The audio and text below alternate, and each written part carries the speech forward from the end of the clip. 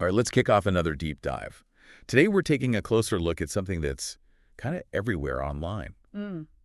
Take rates. Mm. You know, those percentages platforms grab from every transaction that happens on their, well, their digital turf. Yeah. You sent over a ton of research on this, and honestly, I was blown away by just how much these fees can vary. Oh, yeah. Like, seriously, Amazon's sitting at around 15%, Right. but then you have Shopify at a tiny, like, 2%. Mm-hmm.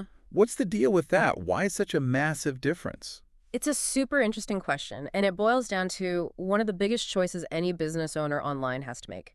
Platforms like Amazon, they offer Yeah. you this enormous built-in marketplace, right? They Yeah. take care of all that, like the shipping and logistics and all that jazz. Yeah, So that convenience, it comes at a cost, which is that higher take rate they charge. makes sense. But if you go with Shopify, you're basically setting up your own shop online. Oh, interesting. You're handling sales, shipping everything yourself. It's way more like DIY, so obviously the fees are going to be way lower.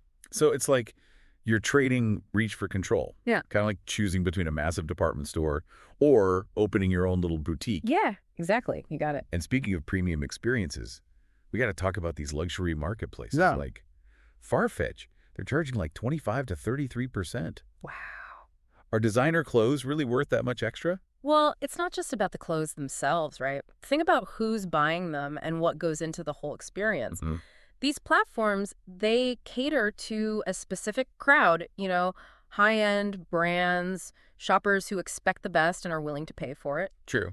So, Farfetch, they're likely handling stuff like authentication to make sure you're not getting a fake.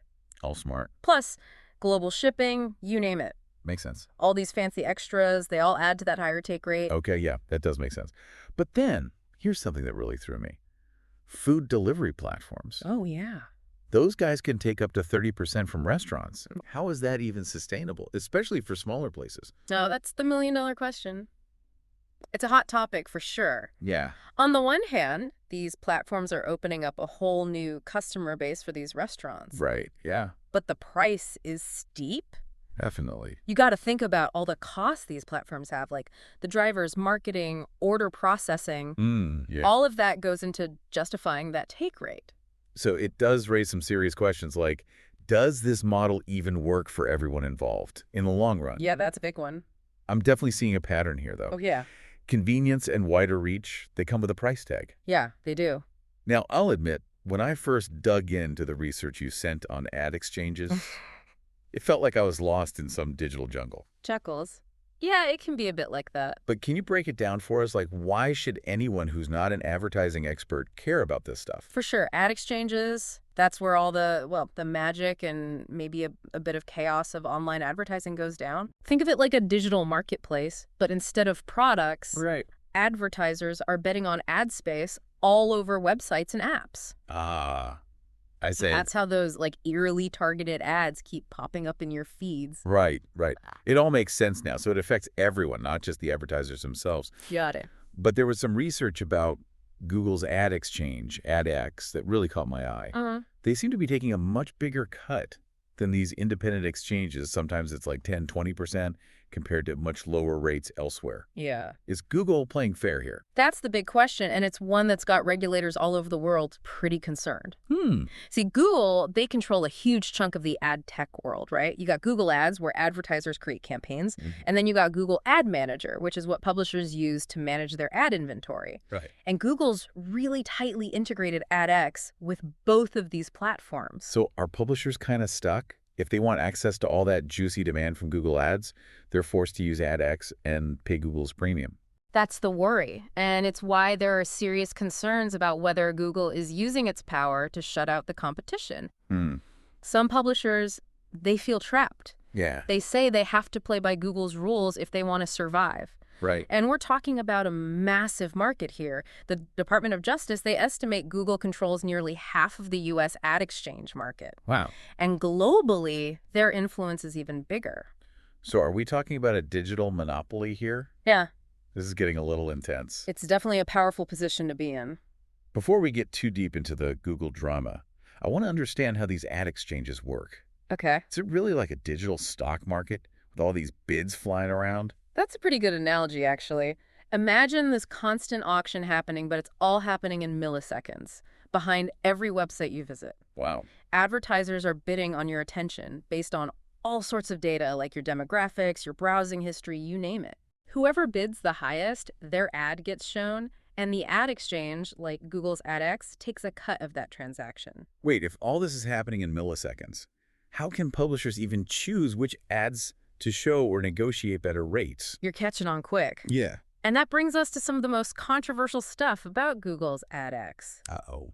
There's evidence that they've got practices in place that really give them an edge. Like that last look advantage thing, where Google gets to see everyone else's bids of replacing their own. Exactly. It's like playing poker, but Google's got marked cards. Yeah, that doesn't seem very fair. And it's not just about seeing the bids. There are accusations that Google's systems, their algorithms, were designed to prioritize AdX, Really? even if other exchanges were offering publishers better deals. Wow. It really raises questions about fairness and transparency, especially since publishers don't always have a clear view of what's going on behind the scenes. It's like Google built this digital fortress, and they control all the rules, and publishers are just stuck playing along. It's a powerful position to be in, that's for sure. And I bet it's not cheap either, right? You're right. Those fees add up. Some research suggests publishers might be overcharged by 19 to 27% compared to a truly competitive market. Oof. And those extra fees, they translate to billions of dollars for Google. That's why this whole thing has sparked multiple lawsuits and investigations. Okay, so there's some serious red flags here with Google's practices. But before we go down that rabbit hole, can you bring this back to, like, me, the average internet user?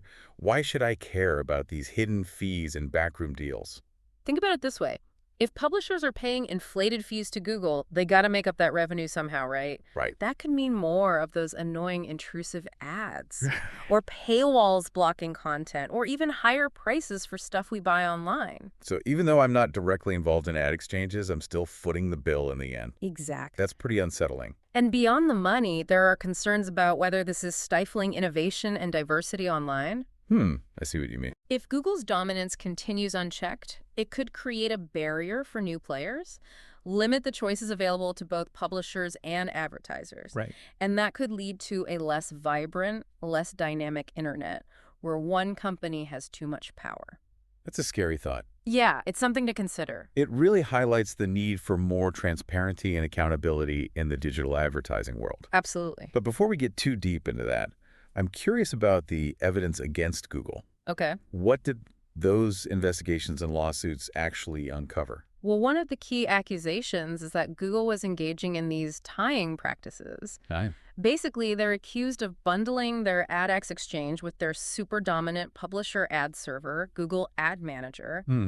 So if a publisher wants access to all that sweet, sweet demand from Google Ads, they're also pressured to use AdX. Okay. It limits their ability to shop around for potentially better deals. So it's like saying, you can join our exclusive club, but you have to use our caterer, and oh, by the way, they charge double everyone else. Exactly. It doesn't seem very fair, does it? Not really. And it raises serious questions about whether Google is abusing its market power to crush the competition and squeeze out unfair fees. This is getting intense. We're not just talking about some technicalities here. Right. We're talking about fairness and the long-term health of the internet. You got it. This stuff matters. This has really given me a new perspective on all those ads that follow me around online. Oh, yeah. It's not just about annoying pop-ups anymore. It's about understanding the power dynamics behind it all, how they affect everyone, not just the big guys. Exactly. It's a bigger picture. And those investigations, did they actually find any evidence of wrongdoing? One of the main allegations is about these tying arrangements, which we talked about earlier. Right. Google's accused of bundling AdX with their dominant ad server, Google Ad Manager. Got it. So publishers are basically caught in a bind. They need the revenue from Google Ads, Yeah. but they're forced to use AdX and pay Google's premium. Doesn't sound very fair. And that's the argument. It goes beyond just bundling products, though. Okay. There's evidence that Google put specific rules and algorithms in place that gave AdX an unfair advantage. Oh, really? Like that last look thing we mentioned before. Right, the shady poker game. Yeah, exactly. That gave AdX a chance to swoop in at the last second and outbid competitors, even if their initial bids were lower. Some estimates say this practice alone made Google millions extra, potentially costing publishers a ton. It's like the game's rigged. No wonder publishers feel trapped in this system. It's definitely a tough spot to be in. So what else did those investigations find? Well, they also uncovered something called unified pricing rules. Basically, these rules limited how much flexibility publishers had to set different prices for different ad exchanges. Oh, I see. This really consolidated Google's control, funneling more transactions through AdX and guaranteeing they got those premium fees. So even if a publisher wanted to try a different ad exchange or get a better deal, Google's rules made it super hard. Exactly. Critics say these practices are all about stifling competition and limiting choices for publishers. This is kind of blowing my mind. We're not just talking about abstract market dynamics here, right? Yeah. Real businesses and people's livelihoods are affected by all of this. That's right. This isn't just theoretical. Wow. So it's not just about those annoying ads. It's about understanding this whole power dynamic, how it impacts everyone, even if we're not directly involved. Yeah, it's about the bigger picture for sure. And Google, they had no justification for all of this. While they definitely had their defenses. Like that. Google has always maintained that they haven't done anything wrong. Okay. They say their practices are totally normal for the industry, that they actually benefit both publishers and advertisers, and that their success is all thanks to innovation and providing top-notch services, not anti-competitive behavior. So they're basically saying they're just that good. It's a complicated issue. Yeah, it sounds like it. On one hand, Google's done a lot for the internet, no doubt about it. Tons of publishers and advertisers have benefited from their platforms, Yeah. but critics argue that their size and influence have become too much, that they've tipped the scales, and that's stifling competition and hurting consumers in the end. So it's about finding the right balance, I guess. Yeah, acknowledging what Google has done right, but also holding them accountable for practices that might be, well, not so great. It's a tough one, for sure. It is. It's clear that this whole thing goes way beyond just legal mumbo-jumbo and technical details. For sure. It's about the future of the internet and what we want it to look like. Yeah, how we want to shape it. But before we get too philosophical here, I think it's time to shift gears a bit. Okay. We've talked a lot about Google and ad exchanges, Mm-hmm. but I'm really curious to see how these take rates are playing out in other industries. Yeah, let's do it. We've touched on Amazon and eBay a bit, Right? but what about those platforms where creators are making a living or freelancers are finding gigs? What's going on there? It's a whole other world, but just as interesting for sure. Think about platforms like Substack, where writers are publishing newsletters and building their own little empires. Yeah, Substack. I've heard of that. They take a 10% cut, and that's caused a lot of debate. Really? Why is that? Some people think it's too much, especially considering that it's the creators who are bringing in the audience and doing the hard work of writing all that content. That's a good point. Substack provides the platform, but it's the writer's voice and content that people are paying for. Exactly. So the question is, where does that 10% go, and is it really justified? Right. What's Substack's take on that? They argue that their fee covers hosting, delivering the content, and providing all those tools that help writers grow their audience. Okay. But then you have the critics who say, hey, writers are doing a lot of the marketing and promotion themselves. True. They say that 10% can really eat into a writer's income, especially for those just starting out. It was like that classic landlord-tenant debate, right? Who's adding more value to the property? Yeah, it's a good analogy. It's about finding that balance. And speaking of delicate balances, platforms like Patreon, where creators offer like exclusive stuff to their fans, they take a cut too, right? Yeah, they do, typically around 5%. Is that more reasonable? Well, it's definitely lower than Substacks, but the core issue is still there. These platforms are basically facilitating a direct connection between creators and their audiences. Which is cool, right? Yeah, it can be really empowering for both sides. Yeah. But it's important to ask, are those fees in line with the value they're providing? Are they just collecting rent, or are they actually helping those creators succeed? It seems tricky, especially as these platforms get bigger and have more control over how creators reach their audience. For sure. And what about the gig economy?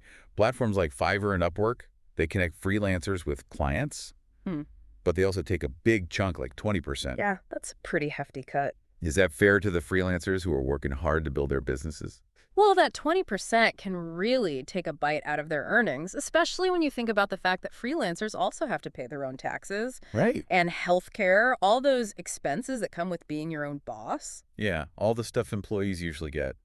It sparked a lot of debate about whether these platforms are really supporting freelancers or just cashing in on their hard work. It's a tough one. On one hand, they're providing a marketplace, tools for managing projects, even help with resolving disputes. Yeah, they offer some valuable services. But on the other hand, they're taking a big slice of the pie without providing the usual benefits and protections that come with a regular job. Right, it's a trade-off. And it raises even bigger questions about, like, the future of work. Yeah. How are these platforms shaping the job market? Are they empowering people to be their own bosses? Or are they creating a whole new type of precarious work where the platforms benefit the most? It's a complex issue with no easy answers. The jury's still out on that one. But back to those fees. Have you noticed any trends or patterns across all of these different platforms? We've seen everything from 2% to 33%. It's all over the place, isn't it? Yeah, crazy. But one thing that seems to be consistent is the role of competition. Competition. When a platform has a really dominant position, like Amazon in e-commerce or Google with ad tech, Right. they have more power to set those fees higher. Makes sense. They can kind of dictate the terms. But in more niche markets where there's more competition, platforms have to offer better rates to attract users. So it's like any other business, really. Exactly. Supply and demand, competition, standing out from the crowd, it all plays a role. But the thing that really gets me is thinking about the impact of these fees on innovation and diversity.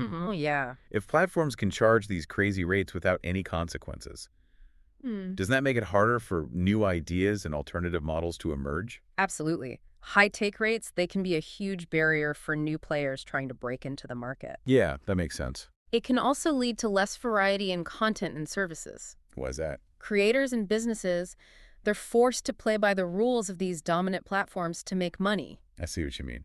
That could lead to a much more, well, boring and uniform online world. That's not a very exciting internet, is it? Not at all. It really makes you think we could end up with a few powerful platforms calling all the shots, controlling everything. Yeah, it's definitely a concern. So it's not enough to just understand the numbers. Right. We need to be having these conversations, pushing for more accountability from these platforms that shape our digital lives. Absolutely. We can't just be passive bystanders. Exactly. We need to be informed, critical, and make our voices heard. I love that. This has been really eye-opening. Glad to hear it. It's amazing how these seemingly small percentages can have such a ripple effect across the entire digital world. It's true. It affects creators, businesses, and everyone who uses these platforms. Exactly. The more we understand this stuff, the better prepared we'll be to navigate this ever-changing online world. Couldn't agree more. And to advocate for an online world that's more fair and innovative. Yeah. A better internet for everyone. Thanks so much for joining us on this deep dive. Happy to be here. And to everyone listening, keep digging into this topic and think about how these platforms are shaping your own experiences online. It's worth considering. Until next time, stay curious. Bye for now. Welcome back to our deep dive into take rates. Glad to be back. Before we jump into other industries, I think we need to unpack these Google AdX investigations a bit more. Okay, sounds good. We left off with this whole idea of publishers being kind of trapped in Google's system, forced to use AdX and pay their premium if they wanted a piece of that Google Ads revenue. Right. So what did these investigations actually uncover? Spill the tea? Well, one pretty shocking thing that came out was that even Google's own execs admitted in internal email. Internal email. Yeah, they admitted that that 20% ADX fee was, and I quote, irrationally high. They said that. But they kept it anyway because, well, they could. So they knew they were overcharging, but just went ahead with it. They had the demand from Google Ads, and they knew publishers didn't have a lot of other options. That's pretty gold. Not exactly reassuring for those publishers who rely on these platforms to make a living. It definitely raises some ethical questions. Yeah, it does. And remember, this isn't some small-time operation. Right? The Department of Justice estimates that Google controls nearly half of the U.S. ad exchange market. Wow, that's huge. We're talking about a massive amount of money flowing through their system. Okay, so Google has a ton of power in this market. A lot of power. But what specifically did those investigations and lawsuits reveal about what they were doing? Did they actually find proof of wrongdoing? One of the main accusations was about those tying arrangements we mentioned before. Right. Google was accused of bundling their AdX exchange with their dominant publisher ad server, Google Ad Manager, or GAM. Bundling. Essentially, if a publisher wants access to the big bucks from Google Ads, they're also pressured to use AdX. which limits their ability to explore other options, maybe find better deals elsewhere. So it's like saying, you can be part of our fancy club, but you have to use our in-house caterer. Yeah, And oh, by the way, they charge double what everyone else does. exactly. It doesn't sound very fair, does it? Not really, no. And it goes beyond just bundling stuff. Okay. There's evidence that Google put specific rules and algorithms in place to give AdX a real leg up in the bidding process. Like that last look thing we talked about, Yeah. it felt kind of shady, giving addicts a peek at everyone else's bids before they put theirs in. Exactly. Like playing poker with marked cards. That's a good way to put it. This last look advantage let AdX swoop in at the last minute and outbid competitors, Really? even if their first bids were lower. Wow. Some estimates say this practice alone brought in millions of extra dollars for Google. Jeez. And it potentially cost publishers a lot of money. It's like a rigged game. Yeah, it's no wonder publishers feel trapped. So what else did the investigations find? Anything else shady going on? Well, they also found something called unified pricing rules. Unified pricing rules, what are those? Basically, these rules made it harder for publishers to set different minimum prices for different ad exchanges. Oh, I see. So it gave Google more control, funneling more business through AdX and ensuring they got their cut. So even if a publisher wanted to try a different ad exchange or negotiate a better deal, Yeah. Google's rules made it almost impossible. It stacked the deck in their favor, for sure. This is mind-blowing. We're not just talking about some market dynamics here, right? Yeah, not at all. Real people, real businesses, their livelihoods are at stake. Exactly. It's not just theory. This is giving me a whole new perspective on those ads that follow me everywhere online. Oh, yeah. It's not just about annoying pop-ups anymore. It's Mhm. about understanding the power behind them and how it affects everyone, even if we're not directly involved. That's right. It's a much bigger issue. It is. And what about Google's side of the story? Did they have any justification for all this? Of course, Google denied doing anything wrong. Okay. They presented their own arguments throughout the investigations and lawsuits. Like what? They said their practices were standard for the industry, Yeah. that they actually benefit both publishers and advertisers, Mhm. and that their success was all thanks to their innovation and providing top-notch services, not anti-competitive behavior. So they're basically saying they're just that good at what they do. It's a complex debate. There's no easy answer. Yeah, it sounds like it. On one hand, Google has contributed a lot to the internet, no doubt. That's true. Lots of publishers and advertisers have benefited from their platforms. Mhm. But critics say that Google's just too big, too influential, Mhm. that they've tilted the playing field, and that's hurting competition and consumers in the end. So it's about finding that balance, I guess. Recognizing what they've done right, but also holding them accountable for practices that might be harmful. Yeah, it's a tough one. It is. This whole thing is really eye-opening. It's amazing how these little percentages, these take rates, Yeah, can have such a huge impact across the entire digital world. it's true. It affects everyone, creators, businesses, everyone who uses these platforms. It does. The more we understand about it, Hmm. the better equipped we'll be to navigate this ever-changing online landscape Absolutely. and fight for an internet that's fairer, more innovative, better for everyone. 100% agree. Now that we've really dug into the Google side of things, Yeah.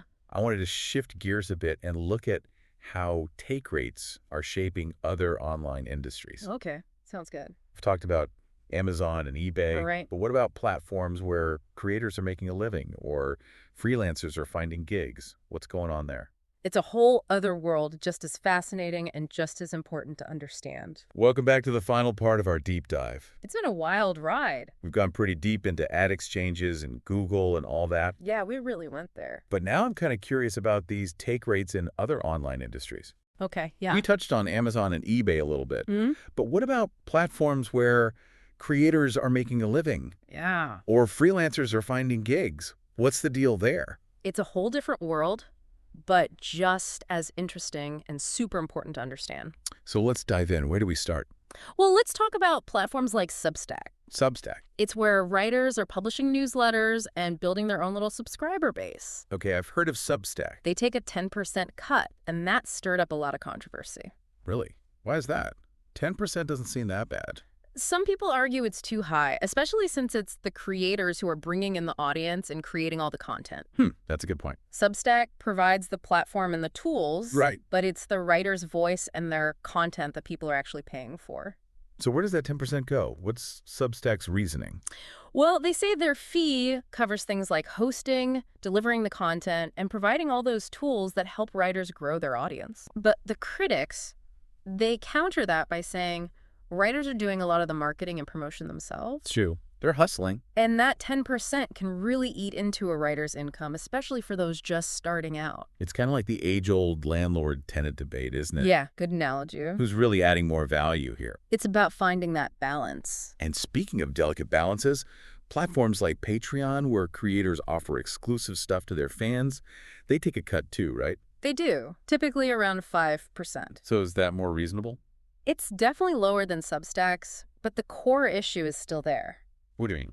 These platforms are essentially facilitating a direct connection between creators and their audiences. Which is a good thing, right? It can be, yeah. It's empowering for both sides. Yeah. But it's important to ask if those fees really match the value they're providing. Okay. Are they just collecting rent, or are they actively helping those creators succeed? That's a good question. It's something to think about. It seems like a tricky balance to strike, especially as these platforms get bigger and have more control over how creators reach their audiences. It is tricky, for sure. And what about the gig economy?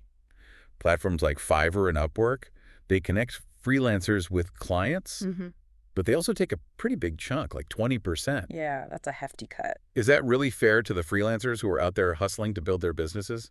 It's a tough one. Yeah. That 20% can take a big bite out of their earnings. Right. Especially when you consider they also have to cover their own taxes, health care, all those things that usually come with a regular job.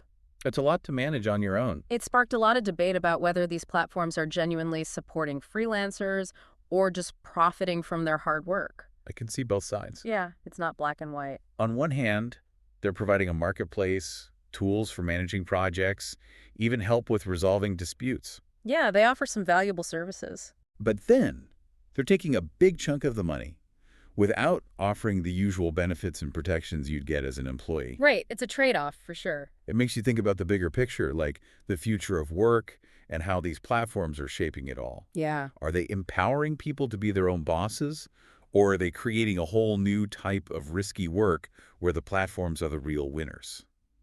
It's a complex issue. It really is. Yeah. So we've seen these take rates all over the place, from 2% to 33%. The wide range. What drives that? Is there any rhyme or reason to it? It can seem random, but one thing that consistently seems to influence take rates is competition. Competition, how so? When a platform has a really strong hold on the market, like Amazon with e-commerce or Google in ad tech, Okay, yeah. they have more power to set those fees higher. It's like they can make the rules. But in smaller, more specialized markets where there's more competition, platforms have to offer better rates to attract users. So it's like any other business, really. Exactly. It's all about supply and demand, competition, finding ways to stand out from the crowd. But what I find really fascinating is the impact these fees can have on innovation and diversity. Oh, tell me more. If platforms can charge these crazy high rates without any consequences, Yeah. doesn't that make it harder for new ideas and different ways of doing things to emerge? Absolutely. Those high take rates can be a huge barrier for new players trying to break into the market. Makes sense. It can also lead to less variety in content and services because creators and businesses are forced to play by the rules of those dominant platforms if they want to make money. So we could end up with an online world where a few powerful platforms control everything and everyone else has to follow their lead. It's a legitimate concern. That doesn't sound like a very dynamic or interesting internet. Not at all.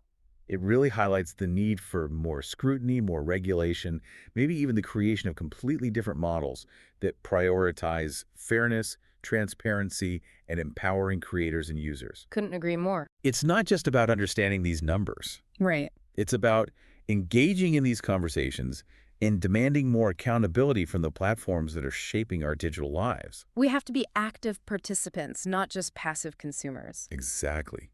We need to be informed, be critical, and make our voices heard. I love that. This deep dive has been a real eye-opener. I'm glad you found it valuable. It's amazing how these seemingly small percentages can have such a ripple effect across the whole digital world. They really do. It affects everyone, creators, businesses, and all of us who use these platforms to connect, create, and experience the internet. It's all connected. The more we understand these dynamics, the better equipped we'll be to navigate this ever-changing digital landscape and advocate for a more equitable and innovative online world. I think that's a great way to sum it up. Thanks for joining us on this deep dive into the world of take rates. It's been my pleasure. And to everyone listening, keep exploring this topic. Yeah, stay curious. Think about how these platforms are shaping your own online experiences. It's worth considering. Until next time, stay informed and keep those questions coming. See you next time.